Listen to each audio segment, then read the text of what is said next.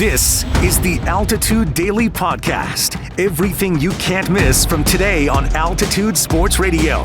Mosher, Lombardi, and Kane. I know we don't know who the GM is going to be, but your best guess with all the complications that are in this right now. What percentage do you put the Nuggets starting five in October being the same as this year? The same exact starting five? Same. So next year they would start the season. The first game, assuming everybody's healthy, is Murray, Brown, Porter, Gordon, Jokic. I would say it's probably up north of 65, 70%. You think it's that high? Yeah, I would place it at 60%. Yeah. No kidding. And you know why? Because again, if you got a GM that can fix the bottom half of the rotation problems, okay, or at least mitigate them a little, because how much? Let me ask you this now. I don't have the same reason Mosher has. I'll give you my reasons but why. hang on, Vic. You just went 7 games with a 68-win number 1 seed overall in the league. Mm-hmm. How much mitigation do you have to do off the bench in order to beat that team and go all the way to an NBA final? This is the complication, though, Mo. But you don't have. No, you're right. You shouldn't have to do a lot, but the little bit you would have to do, you can't unless I think a bigger moves. Does that make sense? Not this coming year. Not this coming year. Yeah. But let's say you mitigate it enough to make another deep run. Then you can realize, okay, now you're a year off of all those contracts. They become more palatable to move, and then you can do more stuff. I think my reasoning is pretty simple. It's going to be very difficult to execute a trade that would be immediately beneficial. I totally agree with that. That's the toughest part. I think you can make a trade. You can unload. You can certainly do all that. But what will it do in the near future where it's more important than 5 years down the line? I said the exact same thing. I said the opportunity to take out of that starting rotation to fix the bottom right now it's virtually, I wouldn't say impossible. It's very unlikely.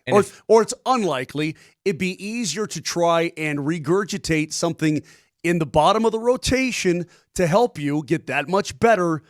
And then next year you'll have even more flexibility, I think, with that starting five. If you guys think the volume is loud now, by the way, on the we're wasting Jokic prime crowd that's out there, take a step back next year, even if it's intentional, and see what happens then. You know what I mean? Like you would take a step backward to try and move forward a couple of years from now. That's going to be a tough sell to anybody. The Altitude Daily. The Morning Sprint. Whoever the new general manager is going to have to figure out. You got a field to plow, baby. You got to figure out where you're going. Because the reality right now of who you are is that Nikola Jokic is a phenomenal basketball player, but the Joker needs some help. He needs some help.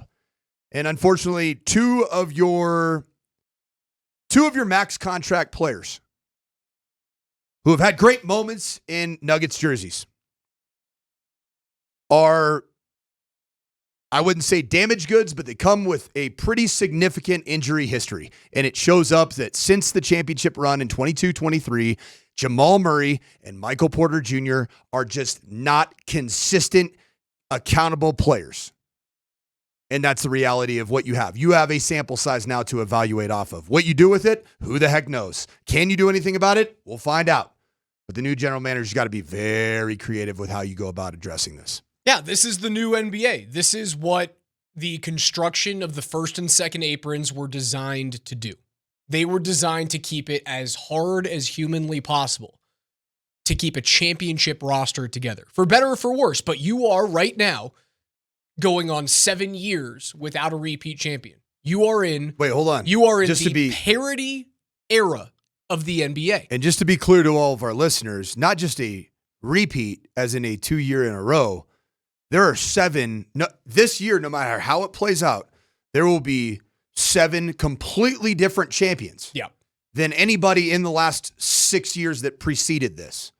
That is remarkable when you think about it. In the world of dynastic runs, the NBA in its current iteration with all the aprons and various salary caps and automatic max contracts for certain players, this thing is exactly what maybe the NBA wanted to get a little bit more diversity as it relates to where the champions they are are? spreading championships over the country. Is it good for basketball? That's a great question. I don't know. Is it good for the NBA? I don't know. The Nuggets certainly were benefactors of it 2 years ago, and it was pretty awesome, was it not? Yeah, it was great. Still feeling the remnants of that. But does it also feel, if you're a Boston Celtic fan right now, you're like, what happened to our run? It's gone. You're a Denver Nugget fan, and you're 2 years removed from it, and With it this felt core, like it. it feels it's gone. No, it's gone. It feels gone. The Altitude Daily. Columbus, Hastings, and DMAC. Hey, Dan, you can do some quick research. There's some sort of thing he's got to sign in the offseason that would extend his stay and blah, blah, blah, blah, blah. Like there's some sort of way maybe he could get out of it or do some sort of deal. And I was just getting hammered over and over and over again like, hey, man, hey, you dummies. It wasn't complimentary. The deal that's out there that makes the most sense is to do something and get Luka here. Well, according to this, and I'm not sure when it was posted, they're expecting him to sign a deal with the Lakers. He has an option for 26-27. Okay. So he's under contract for this year and then a player option. So he could just refuse to sign it, do his player, the last year of his contract, and then opt out. Okay. I don't understand the NBA with this stuff, but is there more money to be had from the Lakers? Yes. Or is it okay? Like he can make $229 million extension with the Lakers, and if he went somewhere else in 2 years, it probably inflation everything might go up, but it'd probably be around what Murray signed, 208, 209. So if Luka then theoretically made it clear to the Lakers, I am not going to sign my extension. I'm not going to do it, even though it's in 2 years. Theoretically, there's a way for him to force a trade. Theoretically. Well, I don't think you would have to. It wouldn't be a trade. You can just opt out.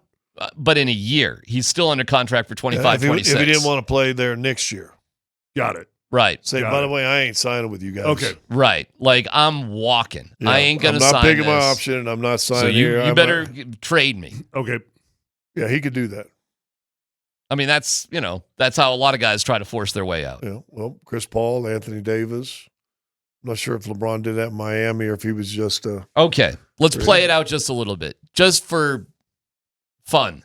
Yes. Imagine that Luka wanted to play with Jokic and was willing to be belligerent to the Lakers. What kind of deal would it take to get Luka? Well, if you want to wait 2 years. No. I want to do it now. Well, they got Luka for DeAndre Jordan before, so but DeAndre Jordan. Make him available for DeAndre. Yeah, I mean AD for Luka. You know what's funny? Lakers could use Jamal Murray. Jamal Murray would fit in with the Lakers. Okay. Michael Porter Jr. may fit in with the Lakers. Michael Porter Jr. has been a killer in Los Angeles. He has had some of his best games. At Staples. Yes, he has. He's played great there. Jamal Murray and MPJ and Partridge in a Pear Tree for Luka. But Luka would have to be a willing participant and force his way out, which I don't know if he'd want to do. Is LeBron James still playing basketball? He is next year. Okay. He decided he's playing one more year? No, I don't know. I'm just saying. I'm just playing it theoretical. The guy's right? an egomaniac. He's in great shape. He's in good enough shape. I tend to agree with you that he's probably playing basketball next year. Plus, everybody's always dreamed of playing 2 seasons with their son. Of course. I just wonder if LeBron James impacts it. Meaning, if LeBron's out of the picture, why the hell would Luka want out of LA? Now, why would Luka want out of LA to play with Jokic? I mean, if I had to make you have that to argument. see where he grew up. Is the city too big? The travel too big? Yeah. I mean, you're not living downtown probably if you're him. The Altitude Daily. Kreckman and Lindahl. Wow. 2 different executives texted him saying, this could be the NBA championship right here. This could be the finals matchup, that the Nuggets and the Thunder could very well be the 2 best teams. To his point, Denver took a team in OKC that was a 68-win team that, by point differential, is the best in the history of the NBA. Took them all the way to the limit in Game 7, got clobbered. As we know, they only had 4 healthy players, really 3.5 healthy players, essentially in their starting 5. Andy, what do you think of that assertion right there? Yeah, I mean, I know a few people felt that way. John Hollinger tweeted the same thing last week. Yeah. saying John Hollinger, former Grizzlies executive who, again, invented PER, knows buckets, tweeted last week during one of the games, I believe the NBA champion is on the floor right now. Right. That being the Thunder or the Nuggets. All this was said before Aaron Gordon hurt his hamstring. Right. So to me, this is assuming health from AG. Yeah. I'm not sure. How many times did the Nuggets play the Wolves without AG? Wasn't it 3? And they weren't able to beat him? Never beat the Wolves all year. Well, there you go. I guess we don't know a healthy AG how that changes the equation against the Wolves. But it just felt to me like, look, I was amazed they got to 2 Game 7s as it was with this. You were playing 6, 7 guys, okay? And half the time of the 7 guys you were playing, one of them would, whether it was Westbrook or P. Watt or whomever, you would decide, all right, I can't do that. So basically you were playing about 6 guys most nights, right? Basically, yes. I can't say with 100% certainty when you hadn't beat the Wolves all year, and we know that team is specifically architected to beat you, that you were going to beat Minnesota. I wasn't ready to go there. They're a 6 seed. You would have had home court advantage in the series. But you had it a year ago. You with sure a did. Stronger team, in my opinion. You sure? Because you had KCP. Yeah, no, you're probably right. But you could make the argument, hey, without Cat, it's a different Timberwolves team. We haven't seen how they match up in a playoff series. And again, with Aaron Gordon out there, it's bizarro world sports analysis. But here's what I wondered as I listened to that. And I saw, again, like I mentioned Hollinger before, like I saw people alluding to this in the national landscape. And this is one of those things where I got to step back for a minute and I'm like, are we just too close to it? Like, are we too close to it to not see what others are seeing, or like these executives that are texting Zach Lowe of they're watching Nikola Jokic solve, and it didn't happen immediately. I would say it took him a good 4 games, but watching Nikola Jokic solve the NBA's best defense and get to a place where he could compete with those dudes despite his team's obvious limitations, lack of depth, Porter having 1 arm, etc.